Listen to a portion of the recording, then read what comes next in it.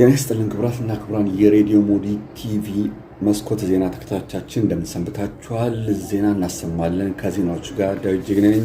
በቅድሚያ ርዕሶቹን ላሰማችሁ።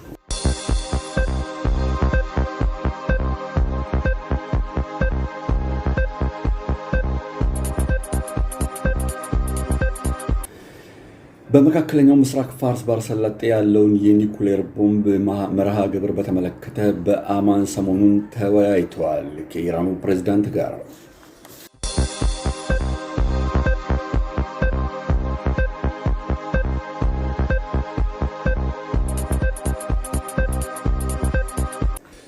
በኢትዮጵያ በጎጃም ክፍለ ሀገር በደረሰ የድሮን ጥቃት ከ100 በላይ ሰዎች መገደላቸውን የደረሰን ዜና አስታውቋል።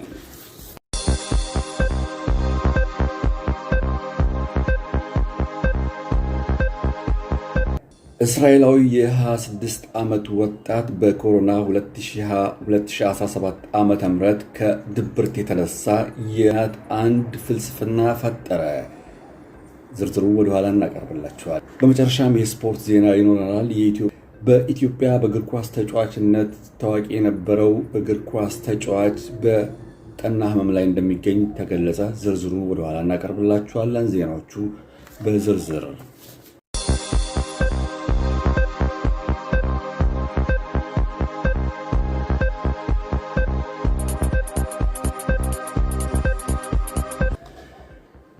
በኢራንና በእስራኤል መካከል ያለው ግጭት እንደቀጠለ ሆኖ ኢራን ባለፉት ዓመታት ወደ እስራኤል ስታስወነጭፋቸው የነበረው ሚሳኤሎችን በተመለከተ ሰሞኑን በአማን ከተማ ውስጥ በአሜሪካ ልዑካንና በእስራኤል ልዑካኖች መካከል የተደረገው ውይይት ያለምንም ስምምነት ተበትኗል።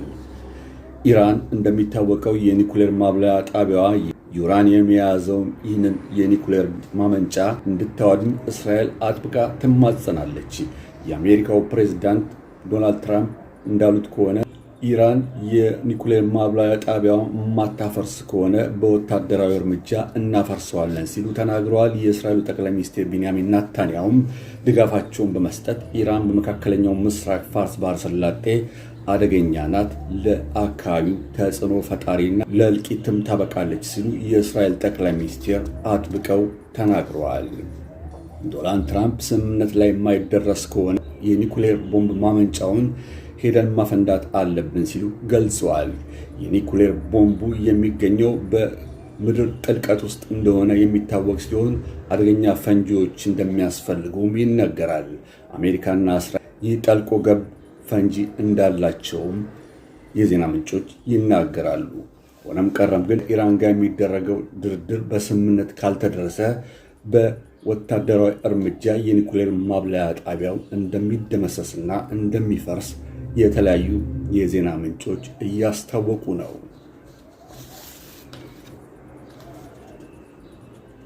በኢትዮጵያ በጎጃም ወረዳ በደረሰ የድሮን ጥቃት ከ100 በላይ የሚሆኑ ሰዎች መገደላቸውን የደረሰን የመረጃ ዜና ያስታውቃል። በኢትዮጵያ በሰሜን ጎንደር ዞን ጎጃም ክፍለ ከተማ ውስጥ በደረሰ የድሮን ጥቃት ሰዎች ሲደበቁና ምድር ላይ ሲተኙ ታይቷል። ድሮኖች እያንዣበቡ በሰዎች ላይ ጥቃት ሲያደርሱ የደረሰን መረጃ በቪዲዮ ጭምር ያስታውቃል። ከኢትዮጵያ መንግስት ምንም አይነት ምላሽ አልተሰጠም። ጎጃም ነዋሪ ህዝብ ሮሮን እያሰማና ከመንግስት እንዴት እንደዚህ አይነት ጥቃት ይደርስብናል ሲል እየተቆጣ ይገኛል። በኢትዮጵያ መንግስት በኩል እስካሁን የተሰጠ መግለጫ የለም። በ2017 ዓመተ የ28 ዓመቱ እስራኤላዊ በኮሮና ምክንያት በድብርት የፈጠረው አንድ ፍልስፍና ወደ ገበያና ወደ ኢንዱስትሪ አበቃው። የ28 ዓመቱ ወጣት ወታደርና በረፍት ላይ ያለ በአጋጠመው የድብርት ወይም ድባቴ አማካኝነት ፈስን በመጠቀም ወደ ገበያ ለመለወጥ በቅቷል። በ10 የብልቃጦች እያፈነ የሚያስቀምጠው የፈስ ብነትን ለገበያ በማቅረብ ከፍተኛ ፍላጎትን አስመዝግበዋል። ከፈሶቹ መካከል የግመል ፈስ፣ የነፍሰ ጡር ፈስ፣ በሰርጓ ዕለት በጭንቀት ላይ የምትገኝ የሙሽሪትን ፈስ እንዲሁም የተለያየ የዘላኖችን ፈስ ያጠራቀመ ሲሆን እነዚህም በብልቃጥ እያፈነ ወደ ገበያ በመብቃት ከፍተኛ ገቢ እያስገኘ ይገኛል። ለመጀመሪያ ጊዜ የፈስ ጠቃሚነት በገበያ ላይ ያወጣቸው ስቴፈን ማቶ የተባለች የ31 ዓመት ወጣት ስትሆን በሳምንት ውስጥ እስከ $50,000 በላይ የሚሆን የፈስ ብልቃጦችን ለገበያ አውጥታ ደህና ገንዘብ እንዳገኘች ትናገራለች። በአንድ ወር ውስጥ እስከ $200,000 እንዳገኘችም ገልጻለች።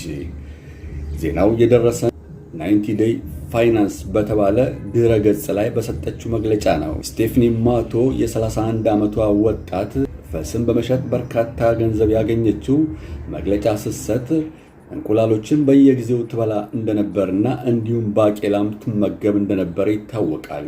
በመጨረሻም በጽኑ ታማ ሆስፒታል በመግባት ራሷን ስታ እንደነበር ይነገራል። ከዛም ወዲህ ታዋቂነቷን የበለጠ ስታሰራጭ እንደነበረ የደረሰን ዜና ያስታውቃል። ስቴፋን በአሁኑ ሰዓት በዚህ የፈስ ንግድ ላይ አልተሰማራችም። እስራኤላዊ ግን ይህንን የፈስ ሽያጭ በገበያ ላይ በማውጣት ኖድክሉ የሚባል ካምፓኒ አቋቁሞ በገበያ ላይ አውሏል። በመላው ዓለም እየተሰራጨ ይገኛል። ኖድክሉ በአሁኑ ሰዓት በተመጣጣኝ ዋጋዎች የተለያዩ የፈስ ሽታዎችን የግመል፣ የፈረስ፣ የነፍሰ ጡሮች እንዲሁም የሙሽራ ጭንቀት ላይ በሰርጓ ላይ ያለች የሙሽራ ፈስን ጭምር በገበያ ላይ እያዋለ በፌስቡክ እንዲሁም በቲክቶክ በከፍተኛ ስርጭት ላይ ይገኛል። ገበያ ላይ እንደሚገኝም ይታወቃል። የሚገርም ነው። በመጨረሻም የስፖርት ዜና።